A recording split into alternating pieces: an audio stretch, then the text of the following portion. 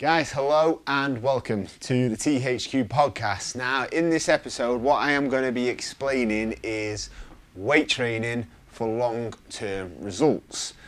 This is what THQ is made of. This is what we do, weight training. We don't do any other forms of training. We just do weight training. So this is a very important episode for you to get a good understanding of why weight training works and why we do it. So, how is it used? What energy systems do we use now? Majority, weight training, we use nutrients for energy, okay?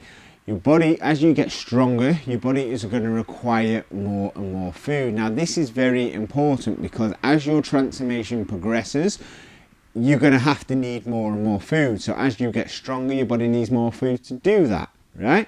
Now, naturally, we'll always have a few bad days as well, okay? So we're going to have a few bad days. So let's say let's say over Christmas, right? I've got a gym in my garage as well with some of the old THQ equipment, and I managed to maintain my body weight pretty much. I did put a bit of body fat on, but because I'd increased my calorie consumption, I was able to push harder, push more weights, and I was able to use that nutrients a little bit more, and that prevented me from going too far backwards. Now that is very important because unlike cardio-based exercises where we have this mentality of, right, we must burn off a certain amount of calories. Like if you go to the gym for an hour and you just do cardio-based activity, you might burn off 200 to 300 calories, but you could eat 300 calories in about 5.5 seconds by eating a bloody chocolate bar. So we need to look at the long-term results. Now, if we was doing weight training, yes, your diet still has to be good, but that 300 calories could have gone to making sure that you push that extra little bit in the weight room.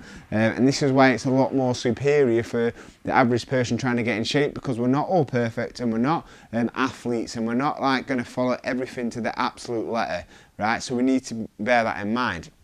The thing is with it is our body will very unlikely to adapt. Okay, so we don't have to live in the gym. We don't have to do excess amounts of constantly 7 days a week training, but your body won't adapt to weight training as much if we're using all the principles. So you can change the weights, you can change the sets, like it's all progressive overload. So when you're weight training, if you change how many sets you're doing, you change the intensity that you're doing, you change how like quick and slow the time and attention is going to be with the reps. You can change everything, right? You can change all these different variables that are going to allow for more long-term results, because like if we was just doing like cardio-based activity, then you're just going to have to keep increasing the time all the time. Whereas with weight training, you don't. Like we do 45-minute sessions. Like I'll take you through from a THQ member. Like we do 45-minute sessions. Now on their fitness journey, they will start off with the workouts, and maybe they're doing quite light weights and they're doing like 10, 20, just getting used to the form. And as they get better, we increase the weight that they're doing, so they're going to demand more nutrients to push that. Now, our body is not going to adapt to that. Whereas if we just got a THQ member and they was doing the same weight for 20 reps and that's all they did consistently, they just did that, and they didn't change how fast they was doing the rep, they didn't change the tension, didn't change the tempo. That's the word I've been looking for ages, tempo. That's one of the things that is very important, and it's something that's going to keep making sure our body doesn't get used to it, and that's very key. Case it demands more and more, and that's the best thing to get lean. Now, another thing about weight training and why it is so successful and it's so much superior to helping people drop body fat is recovery. Like resting from the gym is probably just as beneficial is it is than going to the gym. Now in the weight training sessions that we do at THQ, you're tearing the muscle down, you're pushing it, you're exhausting it, and then your rest days, it needs nutrients to recover. So the food that you're eating is going to make sure that your body's going to recover. Again, you do have to eat quality food. You can't like eating loads of crap, because there's a calorie limit of what your body's going to recover from if we're looking for a fat loss perspective. But your body is going to be, on your rest days, you're just going to be working. So it's just as important. So the mindset trick for the average person, I think, is that if it's just as important for your fat loss journey when you're not at the gym, as it is when you are at the gym. You're not going to beat yourself up and probably go off track with your food because like you're not at the gym. Like a lot of us think, oh well, I've not exercised today, so what's the point? I'll just probably eat rubbish. Whereas if you know that your rest days are just important, then it's just like being at the gym, because it's just important. Once you get an understanding of that, then you're more than likely to stick to your diet consistently over the 7 days. Even if you don't end up going to the gym for 3 days, you know that your body's recovering and it's going to help your fat loss still, so you still need to eat quality food. Whereas once you stop doing any other exercise like cardio, let's say you run for, that's what you do every week, 3 times a week. I'm not knocking it, it's just an example. But let's say you run half an hour on your rest days, there isn't going to be, it's just a rest day. Like, it's not like once you stop, you stop. Now,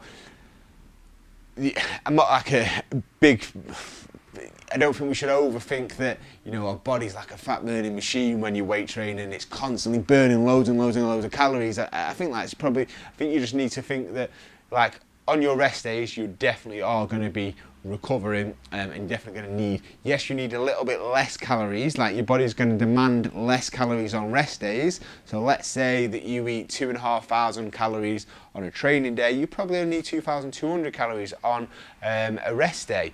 But it's still there, it's still going to be needing that extra energy to recover, so it keeps you mentally focused. Now, the toning up myth. Now, a lot of it, this one thing that really does frustrate me is that people think that, right, so let's say you're overweight, right? The goal is to drop as much weight as possible.